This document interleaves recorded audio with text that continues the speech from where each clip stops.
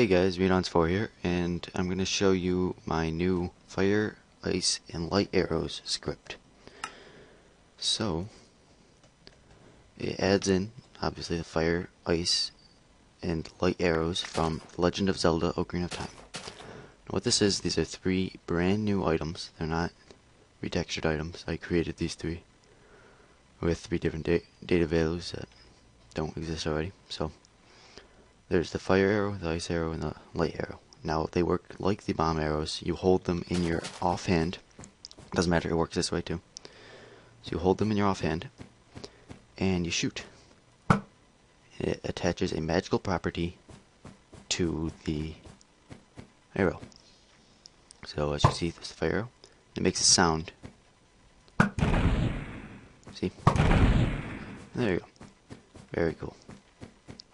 Now, there's a lot of variables to define for you. Here's the ice arrow.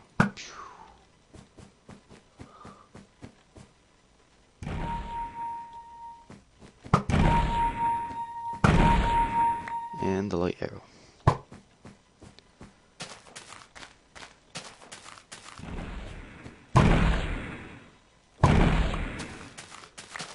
Yeah.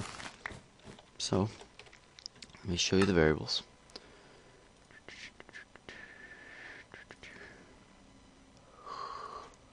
Oh, I got like no sleep last night. I stayed up late doing this.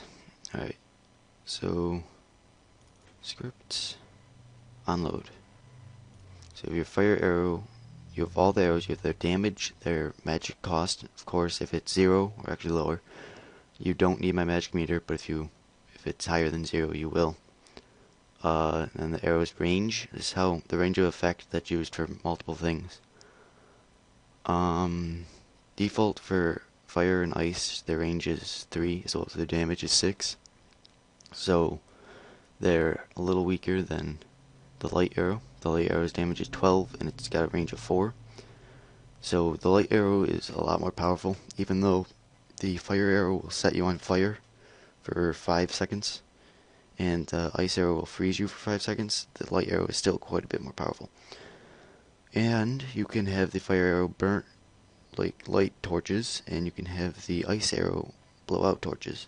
You have the ice arrow also make ice, and then the fire arrow melt that ice, as well as other ice that you place. So, let's show you this now, the rest.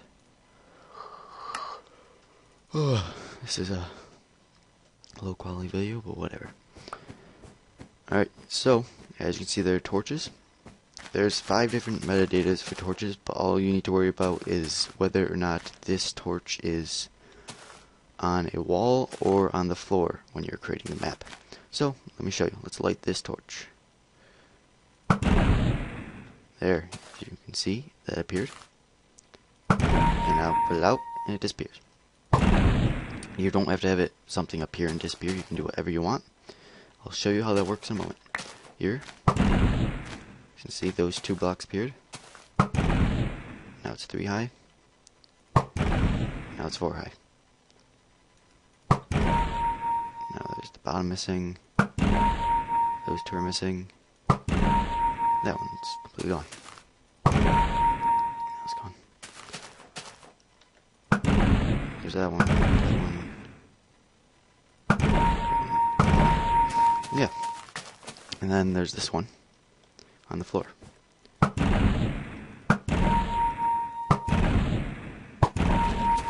Okay.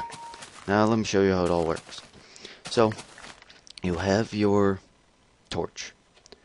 Now, to make it so it's off, you put your block, then right behind it, you put redstone wire, and then a redstone torch. That'll always keep it off when it is actually a redstone torch. Then behind that, you have 2, they don't have to be data blocks, they can be whatever blocks you want to be triggered when this this torch is lit or blown out, I guess. When you use fire arrows, when you light the torch, it runs whatever is in this block. The first one. The first one is for when you light it. The second one will be run. Oh, God. What the heck? Forgot I was in debug mode. The second one will be run when you blow it out. So it's 1, 2, 3, 4 blocks behind it for when you light the torch, and 5 blocks behind it for when you blow out the torch. And that's for all the directions. It works for all different directions. You have to use different metadata and all that. But yeah. So that works for that. Now when you place it on the ground, however, it's a little different. It's very similar. So you have your torch. Oh, whoops, I just broke that. Whoops. Whoops.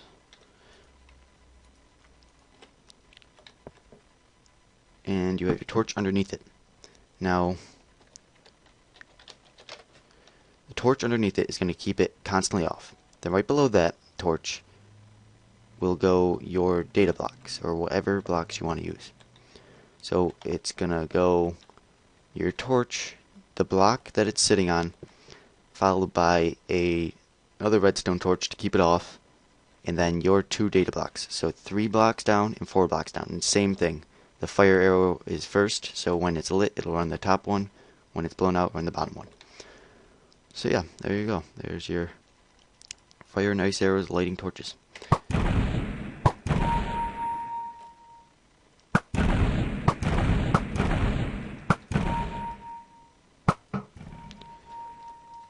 Now, ice.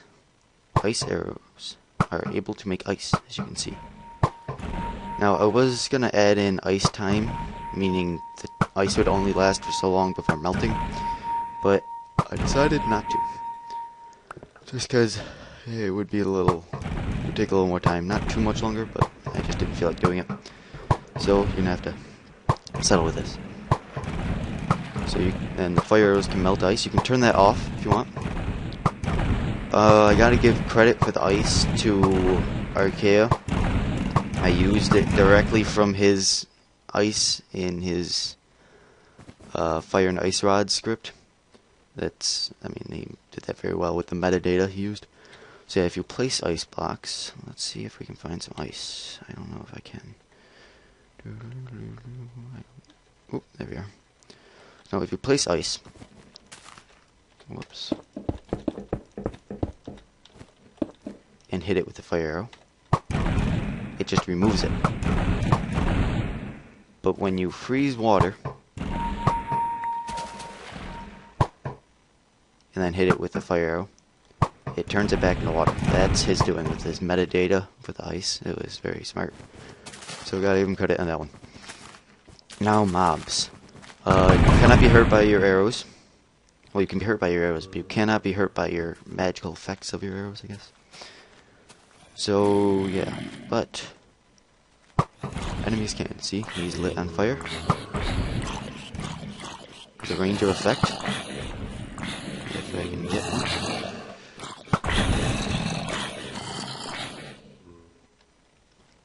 So these ones light him on fire, and the default is an extra 6 damage.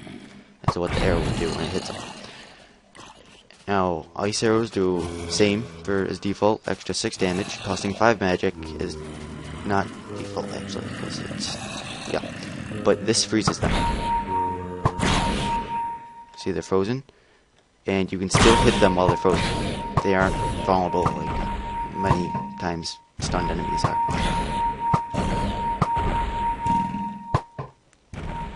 Which actually makes them quite... Which actually makes this quite a powerful arrow. Okay, now the light arrow. The light arrow does default 12 damage. It costs twice as much magic and has a larger range. So, it kind of destroys everyone.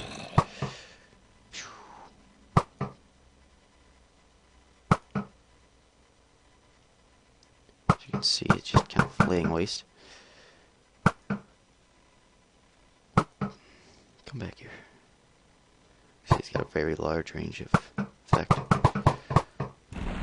Yeah.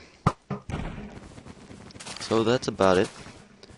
But if you were to actually use the magic bar and then later on give them the infinite magic upgrade and then give them infinite arrows, it'd be quite powerful.